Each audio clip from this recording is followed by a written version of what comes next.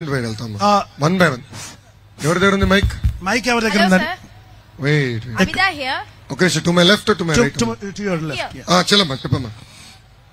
Sir, అది pension అనేది ఇంటికి రాకపోవడానికి గల కారణం మీరని వైసీపీ వాళ్ళు అంటున్నారు. వైసీపీ వాళ్ళు అధికారంలో ఉండి కూడా వాళ్ళ చేత అవ్వట్లేదని మీరు అంటున్నారు. ఏది నిజం?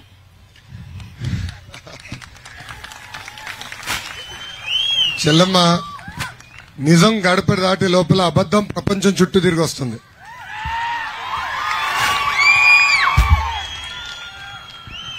జగన్మోహన్ రెడ్డి గారు తెలుసు ఎలక్షన్లు వస్తున్నాయని వృద్ధుల్ని ఇబ్బంది పెట్టి రాజకీయ లబ్ధి పొందేందుకు ప్రయత్నిస్తున్నారు.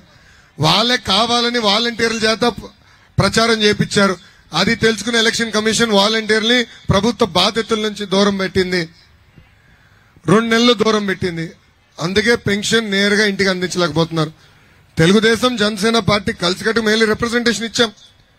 కంపల్సరీ గ్రామంలో ఉన్న గ్రామ సచివాలయం కానీ వార్డులో ఉన్న వార్డు సచివాలయం సిబ్బంది ద్వారా ప్రతి గడపకి పెన్షన్ ఇమ్మని మేము చెప్పాం. కానీ వాళ్ళు నియమించిన చీఫ్ సెక్రటరీ గారే ఉన్నారు. అందుకే పెన్షన్ ఇవ్వట్లేదు. ఇంకొక నెల ఓపిక పెట్టమ్మా, 1 మంత్ మన ప్రభుత్వం వస్తుంది.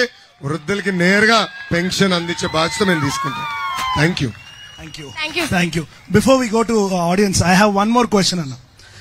చాలాసార్లు విన్నాను మీరు మాట్లాడేటప్పుడు, పాదయాత్రలో కానీ ఇక్కడ కానీ అక్కడ కానీ, నేను బాబు గారు అంత మంచోడిని కాదు, నేను బాబు గారు అంత మంచోడిని సౌమ్యుడిని కాదు, ఒక మూర్ఖుడిని అని చాలాసార్లు చెప్పారు.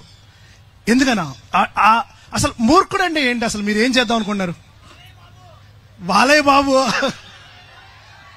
మీ అందరి బాలయ్య నా కొడుకే ముద్దల మావయ్య,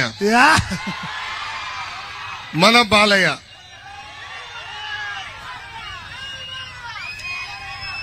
అది నేను ఎందుకు చెప్పానో ప్రజలందరూ తెలుసుకోవాల్సిన అవసరం ఉంది.